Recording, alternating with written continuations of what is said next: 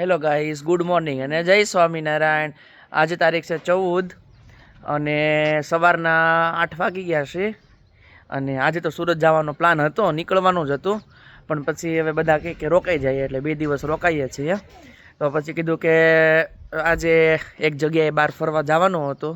કઈ બાજુ જવાનું છે પૂર્વા? આજ આપણે જવાનું છે ગઢડા। ગઢડા? ક્યાં? સ્વામીના ગઢડા? હા। ન્યા કોણ છે? ભગવાન છે। ક્યાં ભગવાન કોણ છે? ગોપીનાથજી મહારાજના દર્શન કરવા જવાના છે। હવે હું અને પૂર્વ તો થઈ ગયા છે એવી રેડી, પણ હજી બધાય રેડી, કોઈ નાવા જાય છે ને કોઈ કામ કરે છે ને બધું કરે છે। તો ચાલો હવે આપણે થોડી વાર પછી મળીએ। ગાઈઝ આપણે ગાડીમાં બેસી ગયા છે। હવે જો પૂર્વભાઈ આગળ બેસી ગયા છે અને હરિભાઈ ને બધા આવી ગયા છે, હજી બધા ધીમે ધીમે આવે છે અને હવે અમે જાવીશું ગઢડા। તો હવે મળીએ ગઢડામાં। હવે આપણે ગઢડા પહોંચી ગયા છે અને જો આ પાછળ મંદિરનું જે કામ ચાલી રહ્યું છે, કલર કામ ને બધું થાય છે, આ બધા નવા ઉતારા ને બધું બની ગયું છે જે તમે જોઈ શકો છો। અને આ જો પાછળ જે તમને દેખાઈ રહ્યો છે એ ગેટ પ્રવેશ દ્વાર પણ જે હમણાં નવો જ બનેલો છે। હવે આપણે ભગવાનના દર્શન કરવા અંદર જઈ રહ્યા છીએ।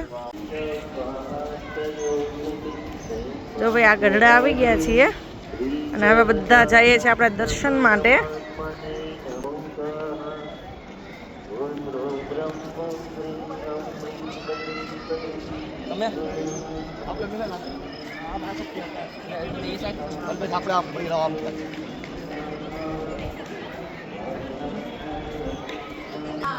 અને આ લીમડો છે, આ લીમડાની નીચે ભગવાન વચને અમૃત કરવા બેસતા અને સભા ભરીને એને બેસતા, આ એ લીમડો છે।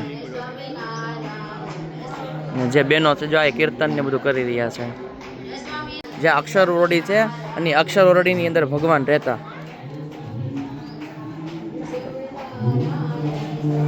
આ અક્ષર ઓરડી છે, જે ભગવાન જ્યારે પણ ગઢપુરમાં હતા ત્યારે ભગવાન આ અક્ષર ઓરડીની અંદર સ્વયં રહેતા।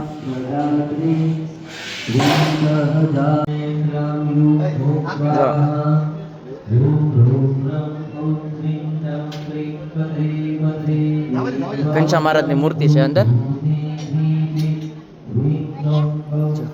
હરિભાઈ દર્શન કરવા પગી ગયા છે ભગવાનના, જો પૂર્વ અને હરિભાઈ।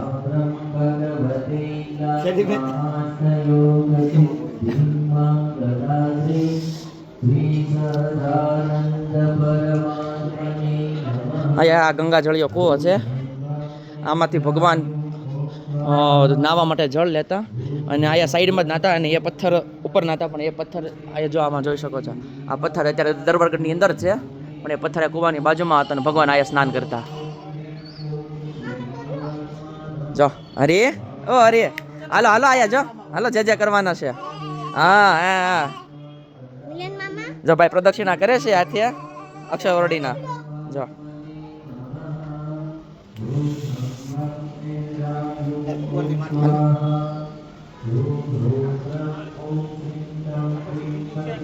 છે ને એક રૂમ છે જે ભગવાને 69 કાળ આવ્યો ને ત્યારે ગુપ્તવાસ એમાં કરેલો છે। ચાલો આપણે જોઈએ।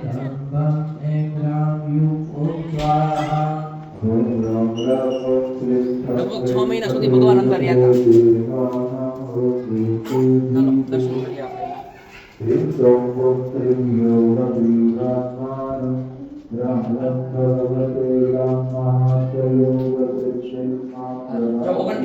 શ્રી હરિ અક્ષર ઓરડીના વડગુમમાં છાના રહેતા, અમે ભગવાન 6 મહિના સુધી રહેલા છે, છાના રહેલા છે જ્યારે કાળ આવ્યો ને ત્યારે।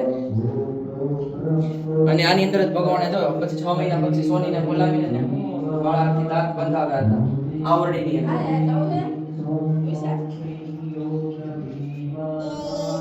હા ક્યાં આવ્યા છે હરી આપણે? હે હા જય કરો, ક્યાં છે જય જય કરો, આવો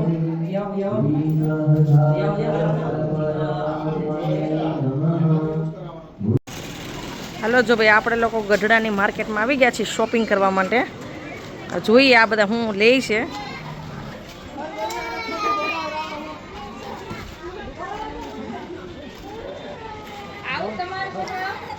આ બધું આખું સાડીઓનો ડ્રેસનું માર્કેટ છે।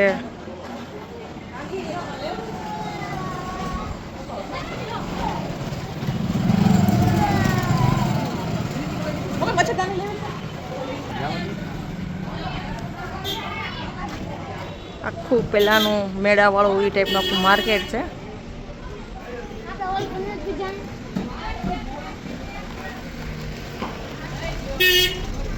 ડેલા બેલા બધું.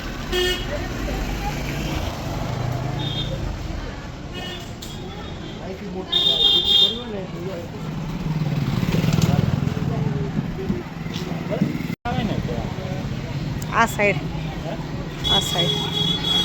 હવે આપણે લોકો જઈએ છીએ BAPS સ્વામિનારાયણ મંદિર, જે અહીંયાથી થોડુંક આઘું છે, થોડુંક જ દૂર છે. પણ ગાડી લઈને જવામાં થોડીક તકલીફ પડે, કારણ કે ગલી થોડી પતલી ને એવી છે. એટલે કીધું આપણે લોકો ચાલીને જતા રહીએ, ધીમે ધીમે ચાલ્યા જઈએ.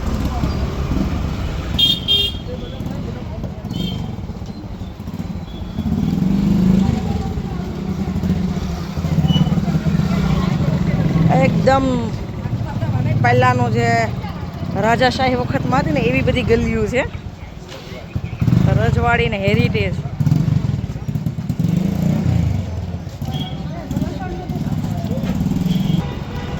જો ભાઈ આ છે સ્વામિનારાયણ BAPS વાળાનું મંદિર ગઢડામાં.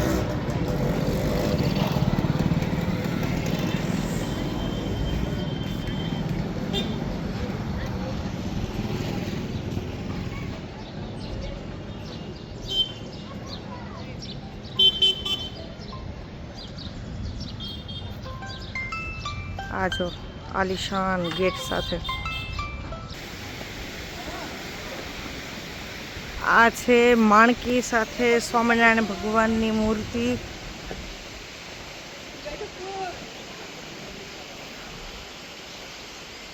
ઓહો,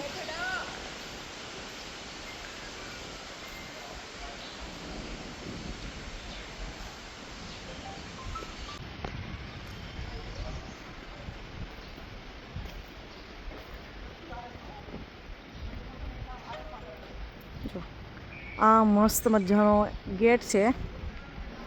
અને હજી મંદિર તો બહુ દૂર છે. નકશીકામ આખું આરસના પથ્થરમાંથી બનેલું એક નંબર છે.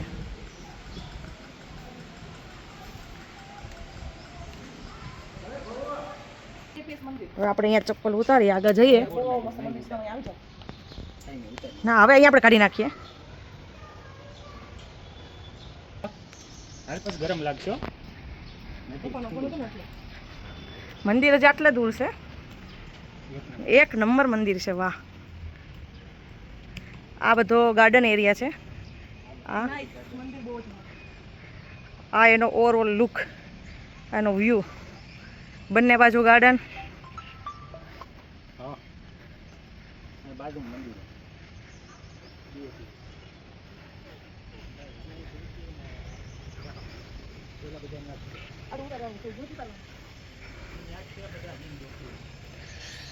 આ બંને બાજુ ગાર્ડન વ્યૂ આવે છે.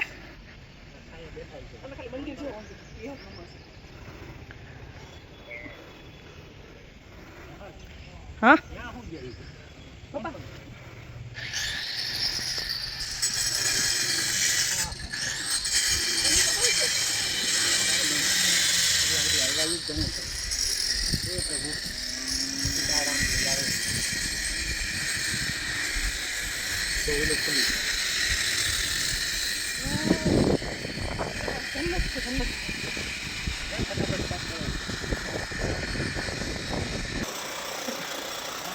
સામે દેખાય એક ઘેલા નદી છે, અને આ એક્ઝેક્ટ ઘેલા નદીના કાંઠે આવેલું છે મંદિર.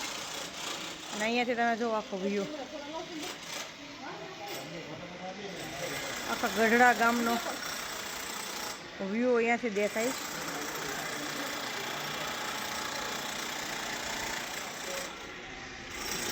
તો આ છે ઘેલા નદી.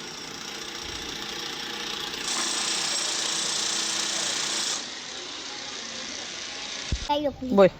જો આપણે ગઢડા મંદિરેથી આવ્યા છે લક્ષ્મીવાડીએ, તમે જોઈ શકો ત્યાં મંદિર છે લક્ષ્મીવાડીમાં. આપણે આ લક્ષ્મીવાડીમાં ભગવાનનું મંદિર છે. ચાલો હું તમને બતાવું.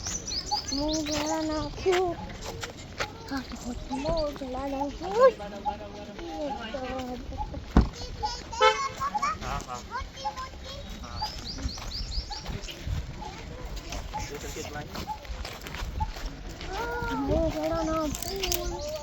આ મંદિરે દર્શન કરીને હવે લક્ષ્મીવાડી આવી ગયા છે વી જો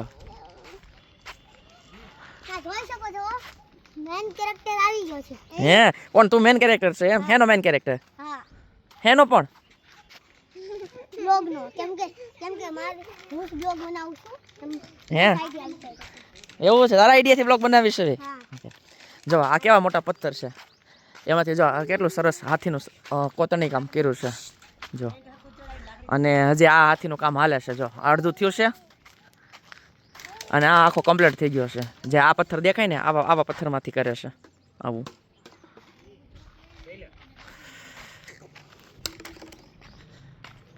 અલ્પેશને આવા હાથી બનાવવા રાખી દેવા જોઈએ. કોને હે અલ્પેશને આવા હાથીની કોતરણી કરવા માટે આવડે સેલ્ફેશ તો બનાવે હે આપણે કઈ વાત કરવી આવડતો હોય તો બોલો રેવું હોય તો આપણે વાત કરી તમ તારે મંદિરમાં કામ ચાલુ જ છે જો. આ ત્યાં નથી આવ્યા ને ત્યારે હજી આ પથ્થરની કોતરણી વાળું કામ ચાલુ હતું. જો હવે આ એક સાઈડ એક side પતી ગયું છે, હા.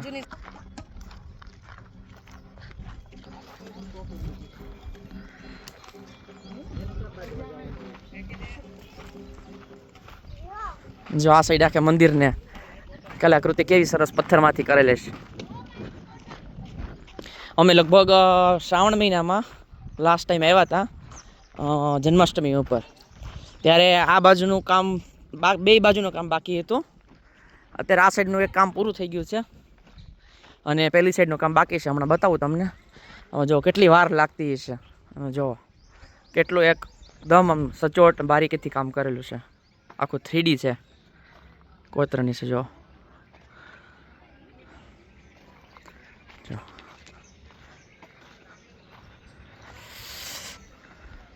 કેવા જો સહજાનંદ સ્વામી ઊભા છે બધા સંતો સાથે છે અને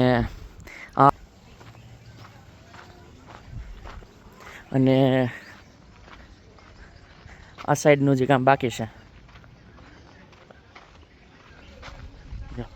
આ સાઈડ હજી નથી થયું અને આ જે પાછળ દેખાય છે મોટી બા સ્મૃતિ મંદિર છે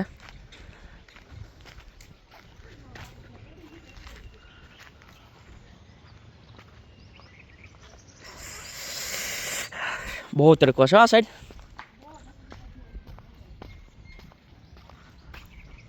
કાતરા છે આમાં અત્યારે ન હોય અરે ક્યાં આવ્યા છે આપણે હે દીકો ક્યાં આવ્યા છો ગઢડાથી ઘરે આવી ગયા છે લગભગ 4:30-5 વાગે પહોંચી ગયા હતા પણ પછી આવીને બધા થાકી ગયા હતા એટલે સૂઈ ગયા હતા સૂઈને બધા ઉઠી ગયા છે અને હવે સાંજના ખાવાનું બધું પ્લાનિંગ હાલે છે એમાં હવે અડધા એવું કહે છે ભેળ ખાવી છે અને અડધાને મંચુરિયમ ખાવું છે તો હવે જોવી કે બધાનો મત લેવી શું થાય અને શું કરવું એ જોવીશ બધાને પૂછી લઈએ કોને મંચુરિયમ ખાવું છે અને કોને ભેળ ખાવી છે નેહાલ તારે શું ખાવું છે પ્લાનમાં ભેળ મમ્મી તારે ભેળ એવું લાગે મારે મંચુરિયમ ખાવું છે પણ લાગે ભેળ તારે શું ખાવતું છે હવે આપણે મંચુરિયમ ખાવાની ઈચ્છા હતી પણ હવે જોવી છે શું થાય હવે ભેળ બનાવી કે મંચુરિયમ બનાવું પૂર્વભાઈ તમારે શું ખાવાનું છે મંચુરિયમ હાલો ભાઈ બીજો ભાઈ આપણો સાથીદાર મેળો મંચુરિયમ વાળો ગોપી તારે